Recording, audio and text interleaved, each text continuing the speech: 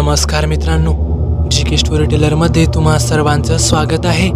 तर मी आज पुन्हा एकदा घेऊन आलोय खास तुमच्यासाठी एक चित्तथरारक असा अनुभव। आतापर्यंत तुम्ही आपल्या चॅनलला सबस्क्राइब केलं नसेल तर नक्कीच सबस्क्राइब करा, जेणेकरून भविष्यात येणारे व्हिडिओज मी आपल्यापर्यंत पोहोचवू शकेन।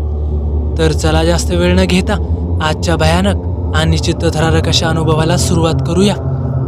अनुभव खूप वर्षांपूर्वीचा आहे। तेव्हा पोस्टमन घरोघरी जाऊन पत्र देत असत। आमचे सुधाकर काका पोस्टमन म्हणून कार्यरत होते। त्यांनी सांगितल्याप्रमाणे घोटा या गावात पत्र वाटप करायचे होते। तेव्हा आम्हाला ॲटलास सायकली भेटल्या होत्या, त्यावर पत्र वाटप करावे लागत असत। तर एक दिवस झालं असं की माझ्या ॲटलास सायकलची चैन तुटली आणि मला पत्र वाटता वाटता संध्याकाळ झाली। रात्रीचे 9 वाजले होते।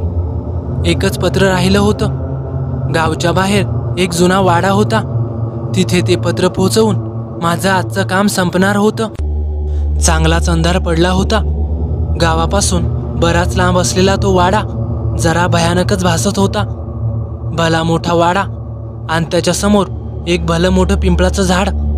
सर्वत्र पसरलेला अंधार आणि रातकिड्यांची किरकिर मनात भीती निर्माण करत होती। त्या वाड्याच्या बाहेर भलं मोठं गेट होतं। मी जवळ जाऊन ते गेट आत ढकललं। कर्णकर्कश आवाज करत ते गेट उघडलं। जरा भीतभीतच मी आत गेलो। आजूबाजूला सगळीकडे झाडांची पानं पडलेले होते। पानांवर पाय पडताच करकर असा आवाज होत होता, त्यामुळे अजूनच भीती दाटून येऊ लागली। कसाबसा दरवाजाजवळ पोहोचलो आणि दरवाजाची कडी वाजवली, पण कुणीही दरवाजा उघडायला आलं नाही। मला वाटलं घरातले बाहेर गेले असावेत, म्हणून मी परत जायला निघालो। 1-2 पावले चाललो असेल आणि अचानक एक जोराची किंकाळी माझ्या कानी पडली। मी जोरात मागे वळून पाहिलं। तो आवाज वाड्याच्या वरतून आला होता। मी लगेच जाऊन दरवाजाला लोटलं आणि काय आश्चर्य, दरवाजा लगेच उघडला। मी जास्त विचार न करता थेट वर मदतीसाठी धावलो। वर जाऊन पाहिलं तर आजूबाजूला कोणीच नाही। कोणी आहे का असं विचारत मी इकडे तिकडे शोधू लागलो। तेवढ्यात अचानक माझं लक्ष खिडकीतून खाली असलेल्या पिंपळाच्या झाडाकडे गेलं। बाहेर जरा सुद्धा हवा नव्हती, तरी ते झाड जोरजोरात हलत होतं आणि तेवढ्यात एक काळजाचा ठोका चुकवणारं दृश्य मला दिसलं। त्या पिंपळाच्या झाडाखाली पांढरी शुभ्र कपडे घालून एक स्त्री गोल गोल फिरत होती।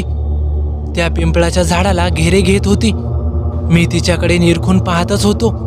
तेवढ्यात एक विचित्र जोरात हसण्याचा आवाज माझ्या कानी पडला। मी लगेच मागे वळून पाहिलं आणि माझ्या पायाखालची जमीनच सरकली। एक जवळपास 1.5-2 महिन्याचं छोटंसं बाळ चक्क उभं राहून माझ्याकडे पाहून हसत होतं। त्याला पाहून मी खूप घाबरलो आणि 1-2 पावलं मागे सरकलो। मी खूप मोठ्या संकटात सापडलोय हे मला कळून चुकलं होतं। मी तिथून जीव वाचवून पळत सुटणार, एवढ्यात त्या लहान मुलाने माझ्या अंगावर झेप घेतली आणि मला खूप जोरात धक्का देत खाली पाडलं आणि ते माझ्या छातीवर बसलं आणि ताकदीने माझा गळा दाबू लागलं। मनोमन मी देवाचा धावा करीत होतो। भीतीने हातपाय जागीच थिजले होते। माझा श्वास कोंडू लागला। कशीबशी हिम्मत एकवटून मी जोरात त्याला धक्का दिला आणि उभा राहिलो। जीवाच्या आकांताने थेट खाली पळत सुटलो। दरवाजा उघडला आणि समोरच ती पांढऱ्या कपड्यावाली बाई होती। तिचा तो किळसवाना चेहरा आणि ते सुळे दात दाखवत जोरजोरात हसत होती। आता ती हळूहळू माझ्याकडे सरकू लागली। माझं सर्वांग घामाने भिजलं होतं। तेवढ्यात अचानक मला भोवळ आली आणि मी खाली कोसळलो। सकाळी डोळे उघडले तेव्हा 2-3 गावकरी माझ्या आजूबाजूला उभे होते। मी त्या पिंपळाच्या झाडाखाली पडलेलो होतो आणि बाजूलाच माझी सायकलही पडलेली होती। मी शुद्धीवर येताच गावकरी माझी विचारपूस करू लागले। पोस्टमन, तुम्ही इकडे काय करताय? इकडे आले तरी कशाला? अशा प्रश्नांवर मी इथे पत्र द्यायला आलो होतो असा मी उत्तरलो।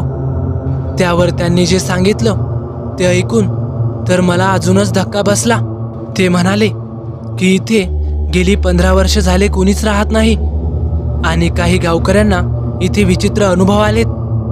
त्यामुळे इकडे कोणी रात्रीचं फडकतही नाही. मी त्यांना कापऱ्या आवाजात रात्री घडलेला सर्व प्रकार सांगितला. त्यावर ते म्हणाले, काल अमावस्या होती म्हणून बहुतेक तुम्हाला असा अनुभव आला असावा, पण तुमचं नशीब बलवत्तर म्हणून तुम्ही त्यातून वाचलात.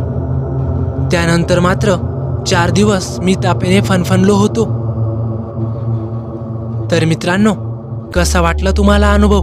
आवडल्यास नक्की लाईक करा, कमेंट करायला विसरू नका आणि हो, आपल्या चॅनलला सबस्क्राईब केलं नसेल तर नक्कीच सबस्क्राईब करा. तर चला भेटूया पुढच्या व्हिडिओत. धन्यवाद.